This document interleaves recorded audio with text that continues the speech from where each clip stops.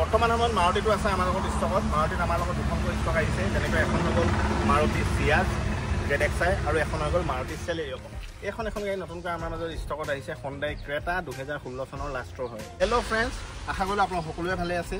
আমাৰ মাজলৈ আকৌ নতুনকৈ কেইখনমান গাড়ী ষ্টকত আহিছে, যিকেইখন দেখাওঁ বুলি আজি মই এই ভিডিঅ'টো বনাবলৈ লৈছোঁ। গতিকে নতুনকৈ অহা গাড়ীকেইখন কি হয় আৰু কণ্ডিশ্যন কেনেকুৱা আছে বলক চাওঁ আৰু আজি এই ভিডিঅ'টো আৰম্ভ কৰোঁ। এখন গাড়ী নতুনকৈ আমাৰ মাজত ষ্টকত আহিছে, হণ্ডাই ক্ৰেটা 2016 চনৰ লাষ্টৰ হয়। এই গাড়ীখনৰ কণ্ডিশ্যনো খুব ধুনীয়া হৈ আছে। আগৰ ভিডিঅ'ত এখন আছিলে ক্ৰেটা, যিখন অলৰেডি বিক্ৰী হৈ গ'ল। এমাহো নাথাকিলে সেইখন গাড়ী প্ৰায় 10 পৰা 15 দিনৰ ভিতৰতে সেইখন বিক্ৰী হৈ গ'ল।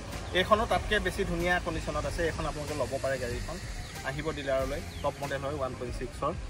আস্কিং প্ৰাইচ হিচাপে ক'বলৈ গ'লে এইখনত আমি 6,05,000 টকা ৰেট লগাইছোঁ, যিটো অলপমান কম বেছি হৈ যাব। আৰু মিনিমাম ডাউন পে'মেণ্ট হিচাপে ক্ৰেটাখনত প্ৰায় 1.5 লাখ টকা ডাউন পে'মেণ্ট দিলে আপোনালোকে 5 yearsৰ কাৰণে ল'ব পাৰিব। গতিকে সোনকালে আহক, গাড়ীখন এবাৰ চাওক আৰু যদি মন পচন্দ হয় নিজৰ কৰি ঘৰলৈ লৈ যাওক।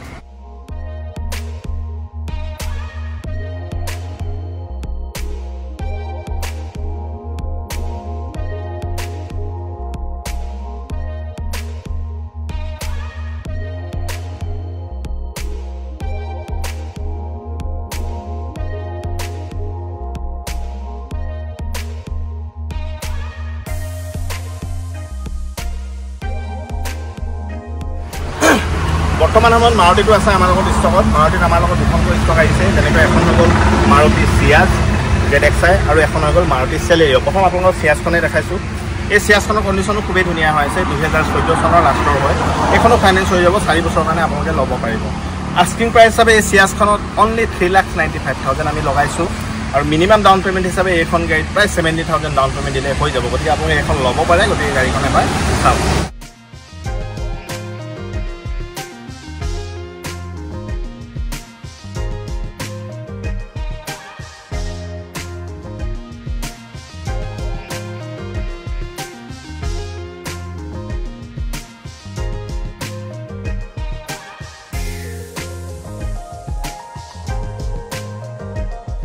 আৰু এখন গাড়ী আমাৰ লগত আহিছে, মাৰুতি চেলেৰিঅ 2015 চনৰ হয়। এইখনো আপোনালোকে ল'ব পাৰে। এইখনো খুব ধুনীয়া হৈ আছে। মাইলেজৰ ক্ষেত্ৰত মাৰুতি চেলেৰিঅ বহুত ভাল গাড়ী হয়, ল' মেইনটেনেঞ্চ কাৰ হয়। আস্কিং প্ৰাইচ হিচাপে এইখন গাড়ীত আমি 3,75,000 ৰেট লগাইছোঁ অনলি, য'ত মিনিমাম ডাউন পে'মেণ্ট হিচাপে 50,000 টকা দিলে আপোনালোকে 5 yearsৰ কাৰণে ল'ব পাৰিব। গতিকে আপুনি এইখনো ল'ব পাৰে, খুব ধুনীয়া হৈ আছে। গতিকে গাড়ীখন এবাৰ চাওক।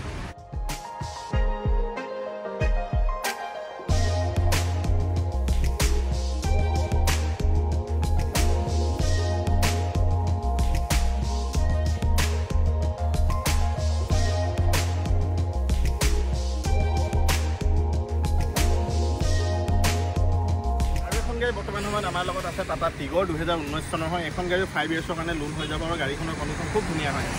মিনিমাম ডাউন পে'মেণ্ট হিচাপে এই টিগৰখনত অনলি 60,000 দিলেই হৈ যাব, 50 পৰা 60,000 দিলে। আৰু আস্কিং প্ৰাইচ হিচাপে এই টিগৰখনত 3,95,000 আমি ৰেট লগাইছোঁ, য'ত অলপমান কম বেছিও হৈ যাব। গতিকে আপোনালোকে এইখনো ল'ব পাৰে। মাইলেজৰ ক্ষেত্ৰতো খুব ভাল গাড়ী হয় আৰু চলাবলৈও বহুত কমফৰ্ট হয় টিগৰ। গতিকে এবাৰ চাওক।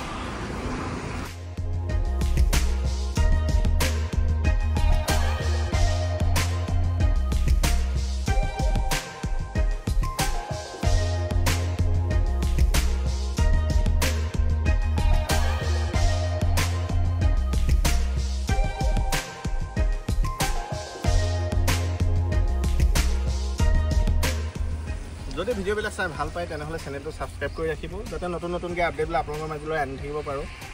বৰ্তমান সময়ত ভিডিঅ' দি অকণমান পলম হৈছে, বহুত গাড়ী আহিছে, বিক্ৰী হৈ গৈছে, কাৰণ মানে অলপ সময় পোৱা নাই মই ভিডিঅ' বনাবৰ কাৰণে। কিন্তু যিমান পাৰোঁ বৰ্তমান সময়ত এখনকৈ হ'লেও গাড়ী ভিডিঅ'ত দেখাবলৈ কাৰণে আপোনালোকক চেষ্টা কৰিম। নতুন গাড়ী আপডেটবিলাক আনি থাকিম বুলি কথা দি আজি ভিডিঅ'টো মই অৱশ্যে ইমানতে শেষ কৰিলোঁ। Thank you, bye by.